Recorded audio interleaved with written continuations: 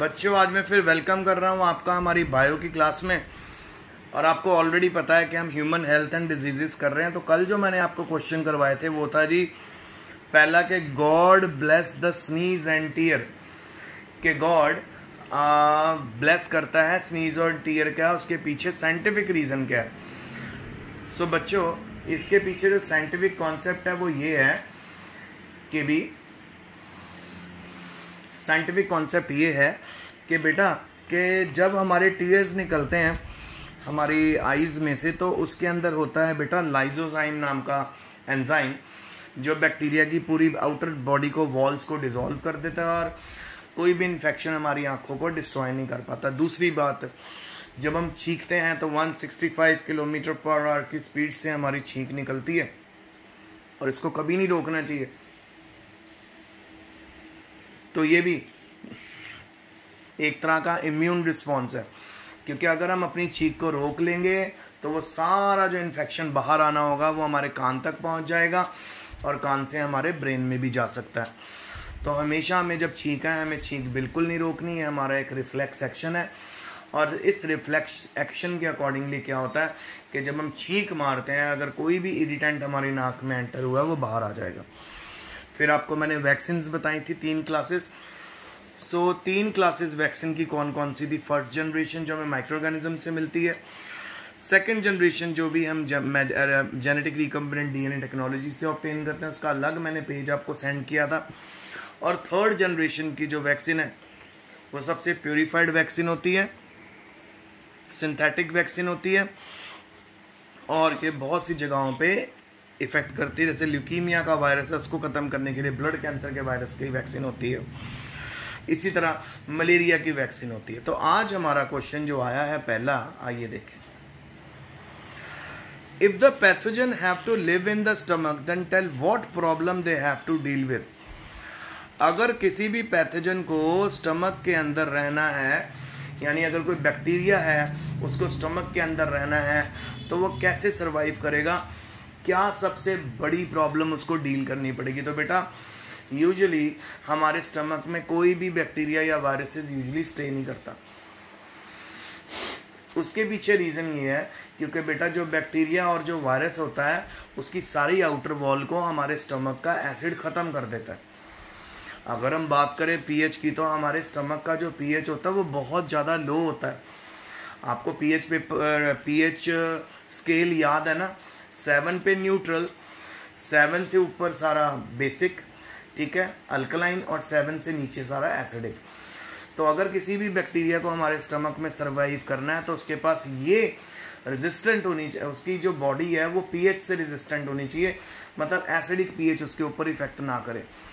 क्योंकि बेटा एसिड हमारे स्टमक में होता है वही तो प्रोटीन को और वेरियस फूड कंपोनेंट्स को डाइजेस्ट करता है। क्योंकि कितने एंजाइम ऐसे होते हैं जो लो पीएच यानी हाईली एसिडिक कंडीशन में ही हमारी बॉडी में काम करते हैं। तो पीएच डिपेंडेंट होते हैं एंजाइम, ठीक है, टेम्परेचर डिपेंडेंट भी होते हैं। जब पीएच एसिडिक होता है तभी हमारी बॉडी में प्रोटीन डाइजेस्ट होती है। तो अगर हमारे स्टमक में कोई भी और माइक्रो ऑर्गेनिज्म सर्वाइव करने की कोशिश कर रहा है सो क्या चीज़ सबसे इम्पॉर्टेंट होनी चाहिए। सबसे इम्पॉर्टेंट ये चीज़ होनी चाहिए कि वो एसिडिक पीएच में सर्वाइव कर सके।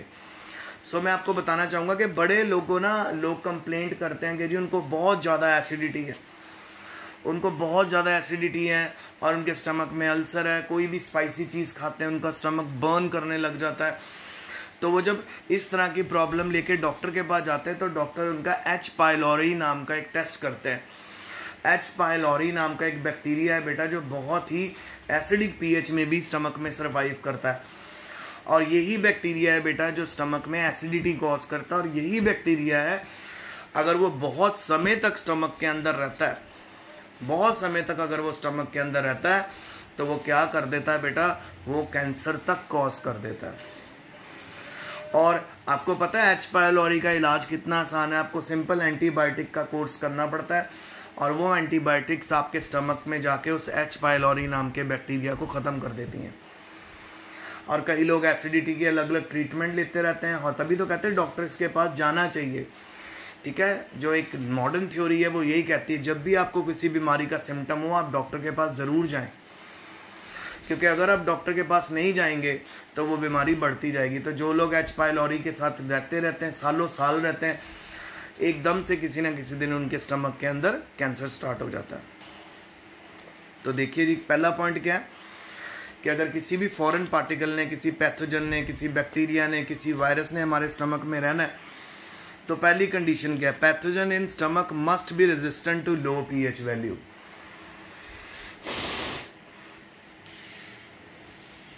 मतलब पैथोजन की बॉडी इस तरह की हो कि वो हाई एसिडिक कंडीशंस को भी सह ले, क्योंकि हमारे स्टमक की लाइनिंग में स्पेशल सेल्स होते हैं बेटा जिनको ऑक्जेंटिक सेल बोलते हैं, और ऑक्जेंटिक सेल का काम ही ये होता है एसिड को प्रोड्यूस करना। जब तक एसिड नहीं प्रोड्यूस होगा बेटा प्रोटीन डाइजेस्ट नहीं होगी। फिर उसके बाद एंजाइम का क्या काम है, एंजाइम का काम है pathogen must be resistant to pepsin. ढेर सारे एंजाइम भी होते हैं हमारे स्टमक में, तो अगर किसी भी बैक्टीरिया को वहाँ पे सरवाइव करना है तो उसके ऊपर कोई भी एंजाइम भी ना काम करे, डाइजेस्टिव एंजाइम भी ना काम करे। तो यानी कहने का ये मतलब है कि एच पाइलोरी जो मैंने आपको बताया एक वन ऑफ द ऐसा बैक्टीरिया है जो स्टमक में आसानी से रहने लग जाता है, जिसके ऊपर एसिडिक पीएच का भी नहीं असर होता, जिस पे स्टमक के किसी भी एंजाइम का भी असर नहीं होता। तो उसका साइड इफेक्ट क्या है, हाइपर एसिडिटी रहती है उस बंदे को, बार बार वो पर्सन हॉस्पिटल जाने की कोशिश करता है, पानी पीने पे भी फ़र्क नहीं पड़ता, उसको खट्टे डकार आते हैं, या कंटिन्यूसली उसके ईसोफेगस यानी फूड पाइप में भी जलन महसूस होती है, स्टमक में भी जलन महसूस होती है। सो ये कर कौन रहा है, एच पाइलोरी। ठीक है, नेक्स्ट क्वेश्चन, ओपियोइड्स क्या हैं, उनमें हीरोइन को एक्सप्लेन करो और मॉर्फिन का फार्मूला भी बना के दिखाओ। ओपियोइड्स होते हैं बेटा, आपको नाम से पता चल रहा है, these are the drug attached to specific opioid receptor present in our central nervous system and gastrointestinal tract। जो ड्रग्स हमारे सेंट्रल नर्वस सिस्टम को इफेक्ट करें और गैस्ट्रो इंटेस्टाइनल ट्रैक्ट के ऊपर इफेक्ट डालें। कैसे, क्योंकि यहाँ पे हमारे ओपियोइड रिसेप्टर्स प्रेजेंट होते हैं, उन सभी ड्रग्स को ओपियोइड्स बोलते हैं। अब हीरोइन क्या चीज़ है, इसको स्मैक भी बोलते हैं। ये केमिकली इसका नाम है di acetyl morphine. Di acetyl morphine इसका नाम है। ये वाइट होती है कलर में, इट इज़ वाइट, कलरलेस और बिटर क्रिस्टलाइन कंपाउंड होता है। इसको बेटा सूंघा जाता है, जैसे आपने कई मूवीज़ में देखा होगा, इनकी पतली पतली स्ट्रिप बना दी जाती है और एक नाक से पूरी स्ट्रिप को सूंघ लिया जाता है। तो ये जब हम सूंघते हैं तो ये धीरे धीरे हमारे रेस्पिरेटरी सिस्टम में जाता है और वहाँ से हमारे पूरी बॉडी के सिस्टम में फैलता है और अलग ही तरह का नशा कॉज करता है और बहुत ज़्यादा एडिक्टिव है। ठीक है, एडिक्शन इसमें बहुत एक्सट्रीम एडिक्शन होती है। अगर कोई हीरोइन का एडिक्ट है तो वो बेटा इसके लिए अपनी फैमिली तक को किल करने के लिए तैयार हो जाता है, इतना ज़्यादा वो ड्रग एडिक्ट बन जाता है। फिर है जी, कहाँ से मिलती है हीरोइन? हमें मिलती है एसिटाइलेशन ऑफ मॉर्फिन से। मॉर्फिन हमें पॉपी प्लांट से मिलती है। पॉपी यानी अफीम का प्लांट ही है बेटा, इससे आपको हीरोइन मिलती है, इससे आपको कोकेन वगैरह हर चीज़ मिलती है। ठीक है, और ये आपको फार्मूला दिया हुआ है, तो ये मैं आपको डायग्राम तो भेजूंगा ही, तो उसको ड्रॉ करके बनाना अपनी कॉपी में। अच्छा, अब हमारी बॉडी के रीजन्स बताओ एंटीबॉडी के। एंटीबॉडी के दो रीजन होते हैं, एक होता है वेरिएबल रीजन और एक होता है कांस्टेंट रीजन। वेरिएबल रीजन होता है जो चेंज होता रहता है, कांस्टेंट रीजन होता है जो बिल्कुल चेंज नहीं होता। अभी बड़े क्वेश्चंस में ना बेटा आपको एंटीबॉडी के ऊपर भी क्वेश्चन आने वाला, आपको एंटीबॉडी का स्ट्रक्चर बनाने के लिए आएगा। उसमें बेटा लाइट चेंज होती हैं और हैवी चेंज होती हैं। आइए पढ़ें। वेरिएबल रीजन में the regions that bind antigen different distinctly from one antibody to another are called variable region. यानी एंटीबॉडीज के ऊपर जो रीजन बार बार चेंज होते रहते हैं उनको हम बोलते हैं वेरिएबल रीजन। सो ये एक एंटीबॉडी से दूसरी एंटीबॉडी में वेरी करते हैं। ठीक है, उसके बाद है constant region. A few effector mechanism are involve in antigen elimination, only few different kind of regions are involve in these function, these are called constant region. अब जैसे आपके पास बेटा एंटीबॉडी में अगर हम बात करें तो IgM है, IgG है, IgA है, इस तरह की एंटीबॉडीज हमारी पूरी बॉडी में पाई जाती हैं। तो इनमें लाइट और हैवी चेन्स होती हैं। तो वेरिएबल रीजन्स होते हैं इनके अंदर। जो चेंज होते रहते हैं, कांस्टेंट रीजन होते हैं जो हर एंटीबॉडी में सेम मिलेंगे आपको। अब आगे, name scientist who proposed important vaccine. उन साइंटिस्ट के नाम बताओ जिन्होंने इंपॉर्टेंट वैक्सीन बनाई। बहुत ही इंपॉर्टेंट क्वेश्चन है, स्टार डालते हैं, पेपर पॉइंट ऑफ व्यू से बड़ा इंपॉर्टेंट। तो सबसे पहले जी एडवर्ड जेनर है।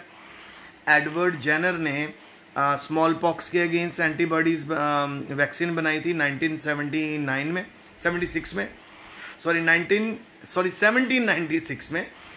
और लुइस पॉस्चर ने बनाई थी जी पेंसिलिन, और इन्होंने रेबीज की वैक्सीन भी बनाई थी, और ये थी जी 1885 में। फिर उसके बाद कैमेट और ग्यूरीन ने बनाई थी जी टीबी की वैक्सीन, जिसको हम BCG वैक्सीन बोलते हैं ना, बैसिलस कामेटी एंड ग्यूरीन। तो ये छोटे बच्चों को इसकी ड्रॉप दी जाती है ताकि उनके ऊपर टीबी का इन्फेक्शन ना आए।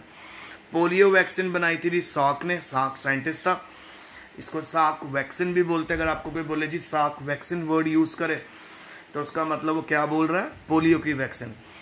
फिर ओरल पोलियो वैक्सीन बनाई थी जी सबीन ने। तो स्टॉक और सबीन का इकट्ठे मिश्रण दे दिया जाता है बच्चों को, क्योंकि ड्यूल प्रोटेक्शन। एक्चुअल में वैक्सीन है क्या, मैंने पहले भी बड़ी बारी आपको बताया, डेड माइक्रो ऑर्गेनिजम्स होते हैं बेटा वैक्सीन, ठीक है। डेड माइक्रो ऑर्गेनिजम्स को वैक्सीन बोलते हैं, ठीक है। ये डिजीज कॉज नहीं करते हैं हमारी बॉडी में, पर हमारी बॉडी में जाके ये सिग्नल जरूर क्रिएट कर देते हैं। तो उस सिग्नल के अगेंस्ट ढेर सारी एंटीबॉडीज बन जाती हैं, और जब असली में इन्फेक्शन आके अटैक करता है तो इतनी ज़्यादा आर्मी इकट्ठी हो जाती है एंटीबॉडी की कि इन्फेक्शन एकदम ख़त्म हो जाता है। तो what are vaccine? These are the dead microbes, non virulent. Non virulent मतलब जो बीमारी कॉज नहीं करते।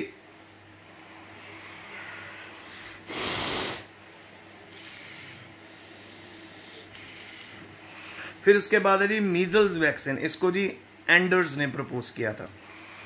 फिर आज आगे देखिए जी, diphtheria, pertussis, tetanus, measles, TB और पोलियो, इन सभी बीमारियों के इम्यूनाइजेशन प्रोग्राम पूरे ग्लोब में शुरू हो चुके हैं। और ये प्रोग्राम लॉन्च हुआ था जी वर्ल्ड हेल्थ ऑर्गेनाइजेशन के द्वारा मई 1947 में। मई 1947 में ये प्रोग्राम लॉन्च हुआ था, और इस प्रोग्राम के अकॉर्डिंगली डिप्थीरिया, पेट्रूसिस, टेटनस, मीजल्स और टीबी एंड पोलियो, इन सभी की वैक्सीन बच्चों को स्टार्टिंग ईयर्स में दे दी जाती है। आपको भी मिली थी, मुझे भी मिली थी, और ये इम्यूनाइजेशन प्रोग्राम मस्ट कर दिया गया। तो आज बेटा क्या देखा रहता है, पोलियो तो देखने को ही नहीं मिल रहा।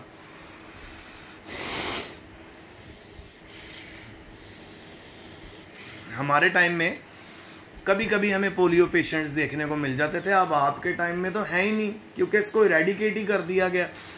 इतना ज़्यादा पोलियो वैक्सीन को ऑल ओवर वर्ल्ड फैलाया गया, दिया जाने लग गया बच्चों को, कि पोलियो अब होता ही नहीं है। पोलियो में होता क्या बेटा, हमारे ना गैंग्लियंस होते हैं अलग अलग जगह पे हमारी बॉडी में। अब ये गैंग्लियंस क्या होते हैं? Collection of nerve fibres. So हमारी लेग्स के भी अलग अलग गैंग्ली होते हैं, डॉर्सल और वेंट्रल, ठीक है, जो हमारी दोनों लेग्स को कंट्रोल करते हैं, नर्व फाइबर्स। सो पोलियो करता क्या है? पोलियो जाके बेटा उन सारे गैंग्लियंस को खा जाता है। अगर तो वो लेफ्ट गैंग्लियन खा गया तो हमारी लेफ्ट आई जो लेग है वो वीक हो जाएगी, वो पैरालाइज्ड हो जाएगी। अगर राइट खा गया तो राइट पैरालाइज्ड हो जाएगी। सो जब से पोलियो वैक्सीन दी जाने लगी है, कई साल हो गए अब तो आप देख ही रहे हो 1947 से शुरू हुई है।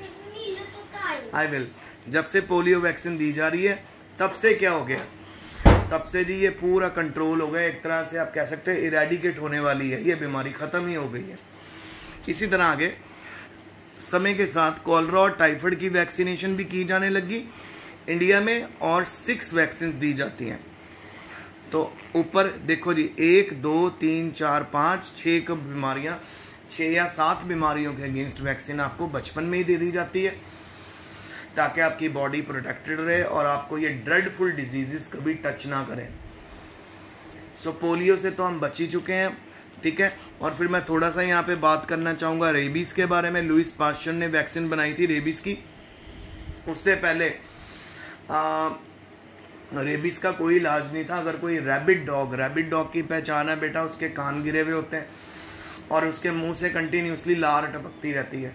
अगर कोई रैबिट डॉग किसी ह्यूमन बीइंग को काट ले और अगर वो रेबीपुर के यानी वैक्सीन के इंजेक्शंस ना लगाए तो ऐसा हो जाता है कि वो उसके ब्रेन में चला जाता है वायरस, और फाइनली उसको हाइड्रोफोबिया हो जाता है, पानी से डर लगता है और वो बड़ी गंदी मौत मरता है। पर after the discovery of this vaccine इसको भी कंट्रोल किया गया। पर अब हमारे ऊपर ही है कि अगर हमें कोई काट लेता है डॉग,